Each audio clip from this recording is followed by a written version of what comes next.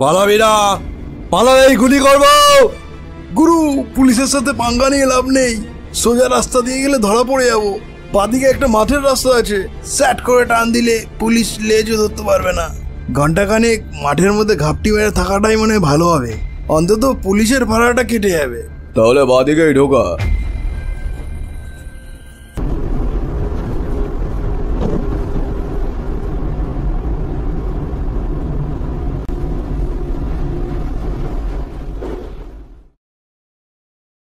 হ্যাঁ, ঠিকই বলেছিস মাইরি, পুলিশের বাবাও এবার আর টের পাবে না। গুরু, ভাগ বাটোয়ারাটা এখানেই করে নিলে হয় না? আরে দাঁড়া না শালা, আমি কি পালিয়ে যাচ্ছি নাকি? আর তোকে কতবার বলেছি অ্যাকশনে গিয়ে কাজের দিকে ফোকাস রাখবি, এদিক ওদিক নজর দিবি না। কেন, আমি আবার কি করলাম? হ্যাঁ, তুমি আবার কি করলে? রিসেপশনের মেয়েটার দিকে ওরকম হা করে তাকিয়েছিলিস কি করতে আহম্মক? ওটাকে গুরু, একটা মেয়ে। আবে লুচ্চর, তুই কি চোখে মুখে শুধু মেয়ে দেখতে পাস? এই তেপান্তরের মাঠেও এই রাতের বেলায় মেয়ে? আরে তুমি তাকিয়েই দেখো না একবার। কই দেখি। হ্যাঁ তাই তো, মেয়ে এখানে এখন কোত্থেকে এলো বল দেখি। আমার কিন্তু ব্যাপারটা সুবিধার লাগছে না। আমার খেয়াল ছিল না এই মাঠটাকে কিন্তু কানাহুলোর মাঠ বলে। এই মাঠে কিন্তু ভূত টুত আছে শুনেছি।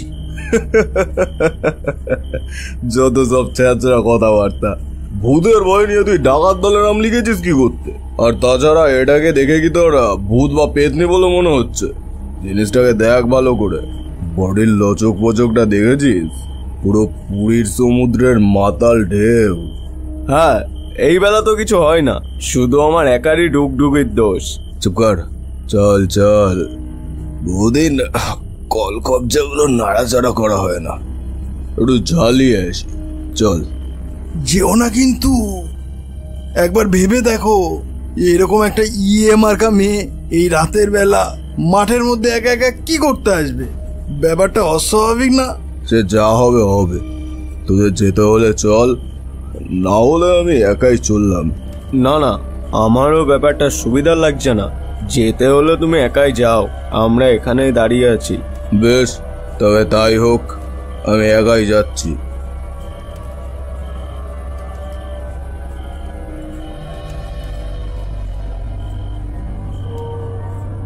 এই যে, ও সোনা, কে তুমি?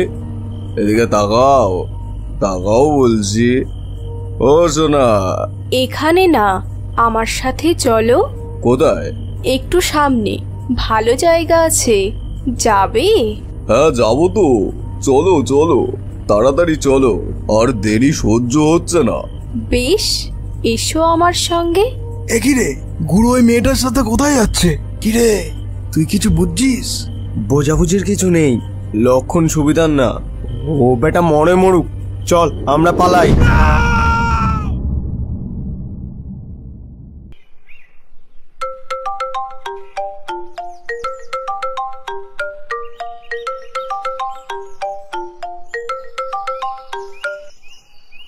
কিরে, উঠলি? হ্যাঁ এই তো, বল। তার মানে উঠিসনি এখনো? আর রবিবারের শীতের সকাল, বুঝিসই তো। না না, আমি আর কি করে বুঝবো? আমার ক্যালেন্ডারে তো রবিবার বলে কোনো বার নেই, আর আমার শীতও লাগে না। সকাল সকাল ফাজলামো করিস না, বল কি বলতে ঘুম ভাঙালি? খবরটা শুনেছিস? অবশ্য তুই আর শুনবি বা কি করে, তুই তো এখনো উঠিসনি। কি হয়েছে? তোর মামার বাড়ি তো সীতানাথপুর। হ্যাঁ, ওখানে কানাহুলোর মাঠ আছে, মনে আছে তো? আরে হ্যাঁ মনে আছে, কি হয়েছে বল না। ওই মাঠে কাল রাতে একটা মার্ডার হয়েছে। ও ও মানে একটা মার্ডার হয়েছে, সেটার রিয়াকশন শুধু একটা ছোট্ট ও। আরে বাবা, ওটা কানাহুলোর মাঠ, ওই মাঠে মানুষ মারা যাওয়া লেগেই থাকে। তুই আর কটার খবর রাখিস? তা যদিও ঠিক, এটার খবরও রাখতাম না হয়তো, যদি এটা নিয়ে এত শোরগোল না হতো। শোরগোল কেন? কে মরল? পরেশ ডাকাত। হ্যাঁ, সে কি? পরেশ ডাকাত খুন? তাহলে আর বলছি কি, এই নিয়েই তো সকাল থেকে খবর চলছে। এ তো ভাবা যায় না, যার ভয়ে তামাম দেশের মানুষের থরহরি কম্প উঠে যেত, সেই পরেশ ডাকাত খুন? হ্যাঁ, তা আসবি নাকি? কোথায়? আয়, বাসুদার চায়ের দোকানে আছি। ঠিক আছে বস, ফ্রেশ হয়ে আসছি। কিরে, শীত তো শেষ হতে চললো, তা পুরো শীতকালটাই কি বাসুদার চায়ের দোকানে বসেই কাটাবো? তা তোকে তো সেদিনই বললাম একটা উইকেন্ড দেখে চল, বেরিয়ে পড়ি। ধুর, বেরোবো আর কোথায়? 2 দিনের অফিস উইকেন্ড, ওতে আর কি ঘুরবো, কোথায় ঘুরবো? গুড় নেবেন? গুড়, খাঁটি পাটালি গুড়, ঝোলা গুড় হবে। খাঁটি গুড়? গাদা গাদা চিনি মেশানো খাঁটি গুড়। আরে গুড় ছাড়, কতদিন খেজুরের রস খাই না বল দেখি। হ্যাঁ, আগে তো পাড়ায় পাড়ায় ভার কাঁধে নিয়ে রস বিক্রি করতে আসতো, এখন আর আসে না। এখন আর আসবে কি, এখন তারাও ব্যবসা বুঝে গেছে। রস বেচে যা লাভ, সেই রসে চিনি মিশিয়ে গুড় বানিয়ে বেচলে তার কয়েক গুণ বেশি লাভ, বুঝলি না? তাহলে আর রস বেচবে কেন, গুড় বেচবে। আহা, কতদিন গাছ থেকে পাড়া টাটকা খেজুরের রস খাই না। তা খাবি নাকি? খাবো, কিন্তু পাবো কই? এখন তো আর কেউ খেজুর গাছে হাড়ি বাঁধে না। খেতে গেলে তো যেতে হবে। কোথায়?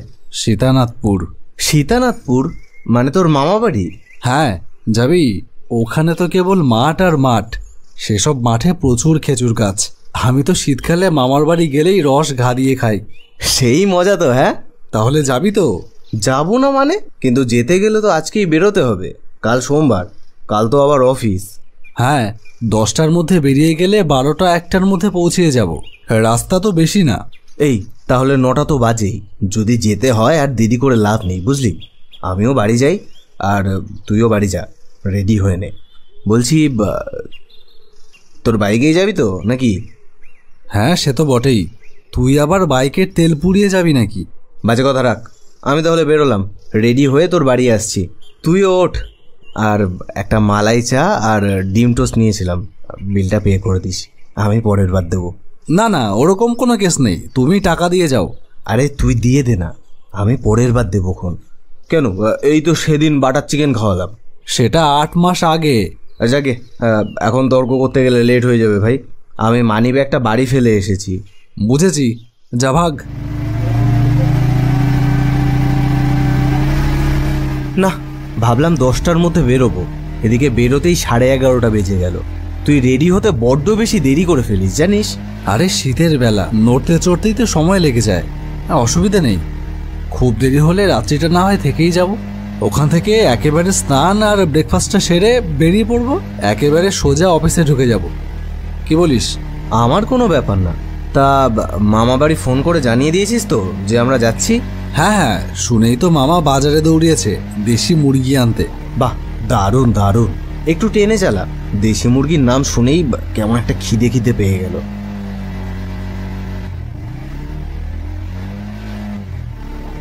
তোর মামা বাড়ির গ্রামটা দুর্দান্ত সুন্দর, আমার তো এক ঘর লাগে। চারিদিকে শুধু মাঠ, বাগান, ধানের ক্ষেত আর পুকুর। হাওয়াতেই কেমন একটা তাজা গন্ধ। ওটা হাওয়ার গন্ধ না, নিধুময়রার দোকানের গাওয়া ঘিয়ের লুচি ভাজার গন্ধ। এই তাই, চল কটা খেয়ে আসি। সে কোন সকালে বাড়ি থেকে রুটি আর আলু পটলের তরকারি খেয়ে বেরিয়েছি মাইরি, হেব্বি খিদে পেয়েছে। হ্যাঁ, তাহলে ওইদিকে যে মাসি কড়াইশুটির কচুরি আর কাশ্মীরি আলুর দম রেঁধে বসে আছে, সেগুলো কে খাবে? ও, সেটাও তো ঠিক। ঠিক আছে, চল তাড়াতাড়ি। কি এতগুলো বছর পরে মামা বাড়ির কথা মনে পড়লো তাহলে? হ্যাঁ, কেমন আছো মামা? ভালোই আছি, শুধু কোমরে একটু ব্যথা। সে কি, কোমরে আবার কি হলো? ও কিছু না, সেদিন মাছ ধরতে গিয়ে পুকুর পাড়ে পা ফসকে পড়ে গিয়েছিলাম। ছাড় ওসব, আয় ভেতরে আয়, এত দূর থেকে এলি। এসো বাবা, ভেতরে এসো, তোমাদের মামি জল খাবার দেবে এক্ষুনি। সমু, তোর খাওয়া কিন্তু খুব কমে গেছে, মাত্র 8টা কচুরি খেলি। আর বিকাশ বাবা, তুমিও তো লজ্জা করেই খেলে, এই বয়সের ছেলে 17টা কচুরি আর 3 বাটি আলুর দমে কি চলে? হ্যাঁ, তোমার বয়সে আমি কি খেতাম জানো? শুনে নিও তোমার মামির কাছে। যাক সেসব কথা, তোমরা এখন বিশ্রাম নাও। মামি দুপুরে রান্না চাপিয়েছে, খেয়ে দিয়ে তারপর বিকেলে 2 বন্ধু মিলে ঘুরতে বেরিয়েখন, কেমন? আমি একটু মাঠের দিকে যাই, সর্ষে কাটা এখনো কিছুটা বাকি আছে তো, ফিরে এসে তোমাদের সাথে কথা হবে, কেমন? ঠিক আছে মামা, তুমি যাও। কিরে, এসব তালে গোলে আবার আসল ব্যাপারটা মিস না হয়ে যায়। মাথা খারাপ, পাগল নাকি? এই কোন ব্যাপারটা জানো? দেখেছিস তো কি জন্য আসলাম এখানে? খেজুরের রস। ও হ্যাঁ হ্যাঁ, সে তো রাতে হবেই। তা বলছিলাম যে মামা মামি আবার কিছু বলবে না তো? তুই মামাকে চিনিস না এখনো? কেন? আরে মামাও এক জিনিস, বয়স বাড়লে কি হবে, মামা এখনো মনের দিক থেকে ডগমগে যুবক। আর এই যে এইসব রসটুরি টুরির ব্যাপারে মামাকে একটু খুঁচিয়ে দিলে না আর দেখতে হবে না। তা মামাকে কখন বলবি ব্যাপারটা? আরে আমিও তো কাছা কাজ করি না রে ভাই, আমি সে কথা বাড়ি বসেই ফোনে বলেছি। মামা ব্যাপারটা গোপন রাখতে বলেছে মামি যেন কোনোভাবেই জানতে না পারে। কেন? মামি জানলে বুঝি ব্যাগরা দেবে? তা তো দেবেই। মামির বাবা ছিল এই গ্রামের প্রাইমারি স্কুলের দাপটে হেডমাস্টার। যেমন সৎ তেমন নিষ্ঠাবান আর তেমনই রাগী। মামি তার বাবার সেই স্বভাবের সবটুকুই পেয়েছে, শুধু বিদ্যেটুকু বাদে। ঠেলে গুতিয়ে ক্লাস 8 পর্যন্ত এলেও 9-এর গণ্ডি পেরোতে গিয়ে মামি সেই যে হোঁচট খেয়ে মুখ থুবড়ে পড়ল, আর কোনোদিন স্কুলমুখই হয়নি। দাদু আর কিছুতেই মামিকে স্কুলে পাঠাতে পারেনি। যাকে চল, ওদিকে মামির রান্না বোধহয় এতক্ষণে হয়ে গেছে। খেয়ে দে একটা লম্বা ঘুম দেব, তারপর একেবারে সন্ধ্যার দিকে বেরোবো। হ্যাঁ চল উঠে পড়ি। শোনো, তোমাকে কিন্তু আমার হাড়ে হাড়ে চেনা আছে। দুটো বাদর নিয়ে যাচ্ছ, কি কীর্তি বাঁধাবা তার তো কোনো ঠিক নেই। আরে বাচ্চা কাচ্চাদের সামনে এসব কি বলছো? হ্যাঁ, আমি কি এখনো আগের মতন আছি নাকি? ঠিক আছে চলি, ছেলে দুটোকে একটু ঘুরিয়ে নিয়ে আসি। হ্যাঁ সে যাও, তবে খবরদার। আরে বাবা জানি, অত বলতে হবে না। ভাগ্নে দুটো এসেছে, যাও হেসেলে গিয়ে জমিয়ে পাটিসাপটা বানাওগে। চল ভাগ্নে। কিরে, মামি কিছু টের পেল নাকি? তোরা আবার মুখ ফসকে কিছু বলে টলে দিসনি তো? না না, পাগল নাকি, আমরা তো কিছুই বলিনি। আচ্ছা মামা, মামি কোথায় যেন একটা যেতে বারণ করছিল। কোথায়? কোথায় আবার? সেই কানা হুলোর মাঠে। হ্যাঁ, ওই মাঠে তো রিসেন্টলি একটা খুন হয়েছে শুনেছি। হ্যাঁ ওই আর কি, ওসব দেখলে কি চলে? অত ভয় পেলে জীবনে আর আনন্দ বলে কিছু থাকে না, জানিস তো। পৃথিবীতে যা কিছু নিষিদ্ধ তাতেই আনন্দ সব থেকে বেশি। তার মানে মামা, তুমি কি কানাহুলোর মাঠে যাবে বলে ঠিক করেছো নাকি? তাছাড়া আর রস কোথায়? ওই মাঠ ছাড়া আর যেখানে যেখানে ভার বাঁধা হয় সেসব জায়গায় গায়ের ফাজিল ছেলেরা পাটকাঠি দিয়ে সব সাবার করে দেয়। আর না হয় সেসব গাছের আশেপাশে আজকাল গাছ কাটারিরা পাহারা বসায়।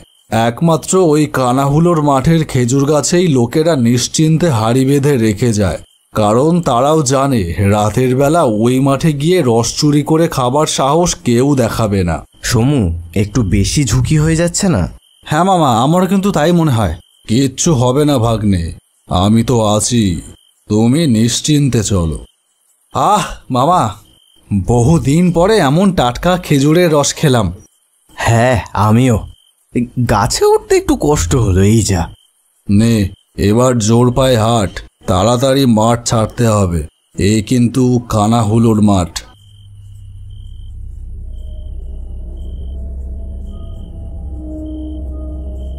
কি হলো, দাঁড়িয়ে পড়লে কেন মামা? এগুলো ধর। মোমবাতি? তুমি মোমবাতি নিয়ে এসেছিলে? কথা বাড়াস না, ধর। দেখিস আগুন যেন না নেভে, খবরদার। আগুন নিভে গেলেই কিন্তু ভয়ঙ্কর বিপদ। সমু, কি কেস? কি ব্যাপার মামা? ও কিসের আলো? কানাহুলো। ওরে বাবা, মামা ভয় পাস না, কিচ্ছু হবে না, চল।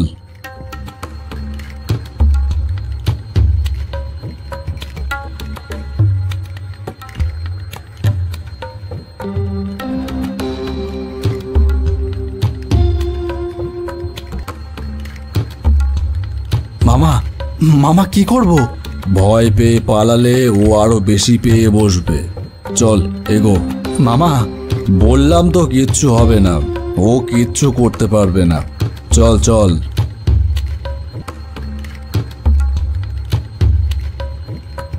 আজকে বেঁচে গেলি, খুব বাঁচা বেঁচে গেলি।